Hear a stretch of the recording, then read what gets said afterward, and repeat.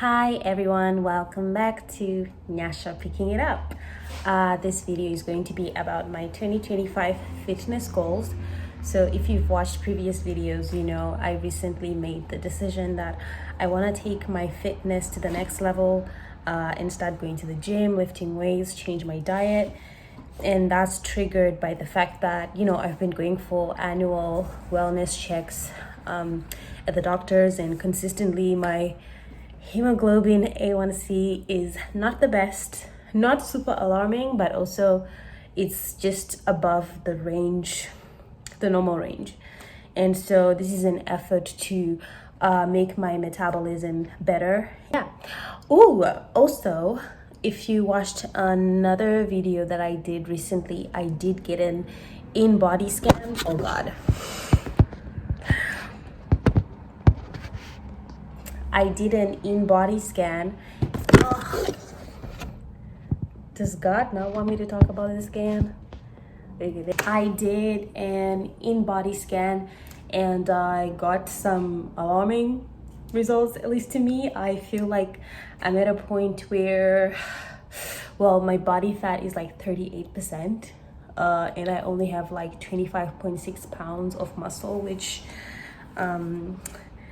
this is 10 pounds, this is another 10 pounds, like just add another 5 pounds and that's all the muscle I have. That was kind of scary to me, and yeah, I basically feel like I'm fighting for my life. Anyways, sorry, let's go straight into the goals. So my main goals, obviously, to build muscle mass, increase strength, better my VO2 max, and then just stay disciplined and consistent throughout the year. So in terms of my strength goals specifically, with improving my strength, I had very ambitious goals, you guys. So initially I was like, I want to be able to squat like 1.5 times my weight, deadlift like 1.75 times my weight, bench press something crazy like that. And I think I kind of lied to myself in the gym because I picked up a 20 pounds dumbbell and I did the squat and I felt good. Picked up 30, was like, I'm good. The next week I was like, oh, I'm doing 40 pounds. So in January I'm starting on 50. But what I did notice is that the 40 pounds, I was like, is it called caving in? I think that's not the term, but like my upper body was, like falling into I realized that I would be sacrificing form.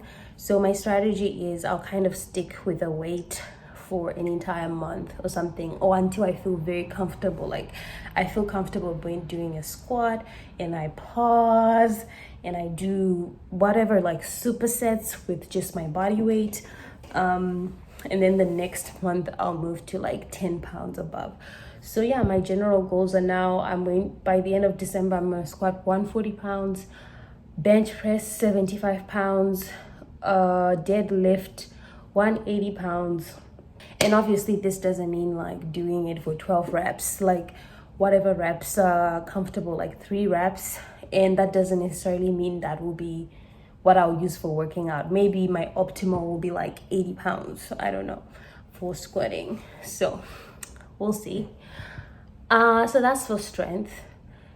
Oh, and then I also have pull-ups and push-ups I want to be able to do. Right now I cannot do any pull-ups, so I want by the end of the year I should be able to do 20, and then push-ups 50. And then after some workouts, like usually my upper body ones, I don't burn as much calories. It's usually maybe like 50 calories less compared to lower body days. So I definitely do some light cardio afterwards to burn the obvious fat problem that I have. And the exact amount for muscle mass will be 15 pounds on the vision board, but as a goal, I mean, if I follow my calories and protein religiously, I think I do deserve 10 pounds of muscle mass to gain. Then we go to the bigger animal. I feel like for me, going to the gym, very easy. But diet and nutrition, I need help. Well, first of all, if you watched a video where I did the grocery shop, what I get for groceries for protein, I was using a spreadsheet to track my protein, and I wasn't tracking carbs, which is crazy because when I'm watching videos and whatnot, people are always like, oh my God, protein is the big macronutrient, focus on that, blah, blah, blah. So in my mind, I was just like, I don't know, for some reason I thought protein sometimes comes with enough carbs and fats that I didn't really need to worry about carbs. And in actuality, like the ratio, at least for me, is supposed to be 30% protein. So yeah, I'm supposed to do 40% of my calories are carbs, 30% are proteins, 30% fats. Carbs are like 200 grams, protein 153 grams, excuse me, which is my weight, 153 grams, which is my weight, and then fats 77 grams. And in that diet, one of my struggles is obviously that I don't like to cook. But now, since I am so serious, and again, I use the phrase like, I feel like this is my life right here. You know, I need to increase my muscle mass. So I'm committed, like I'm eating the broccoli, I'm speeding up the Brussels sprouts, chicken breast, you know, I'm here. Like, and I think I'll actually do more videos of the cooking as well, which is just to encourage people like me who do not like cooking, but you kind of have to do it to get the right fuel for your body. It deserves it. I didn't know I would be saying this, but I also am now tracking my calories on an app.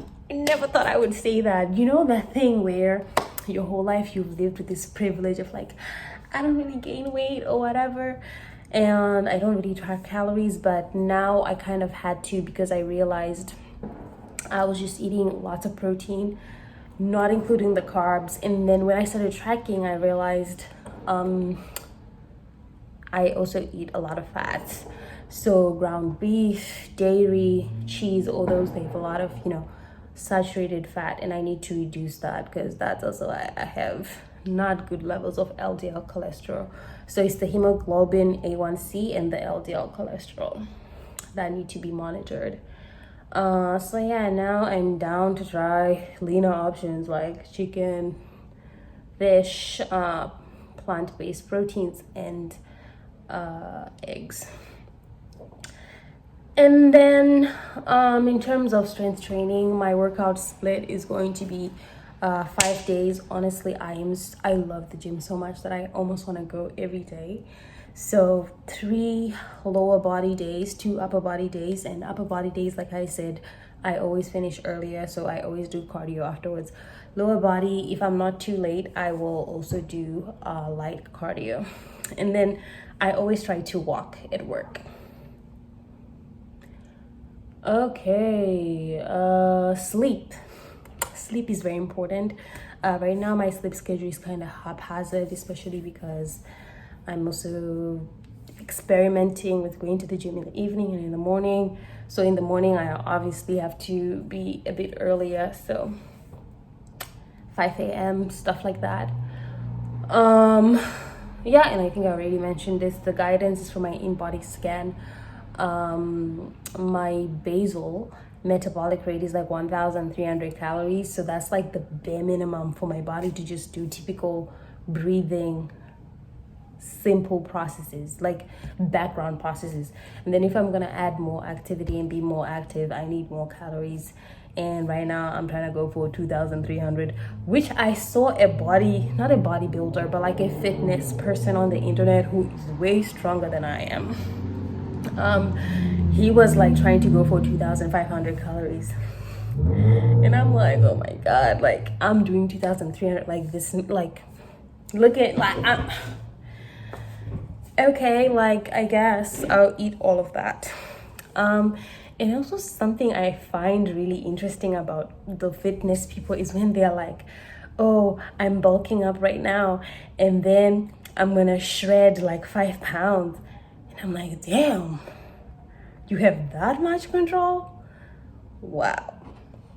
Because right now I think some of anyone watching could relate to, feeling like you're not in control, feeling like, oh my god, what can I do? Like it just feels really hard. So seeing people who are able to say, oh yeah, I'm bulking up these 2 months, and the next 2 months I'm trying to cut down 5 pounds, or oh, I'm trying to go from 20% to 16% body fat, or now I'm trying to up it a little.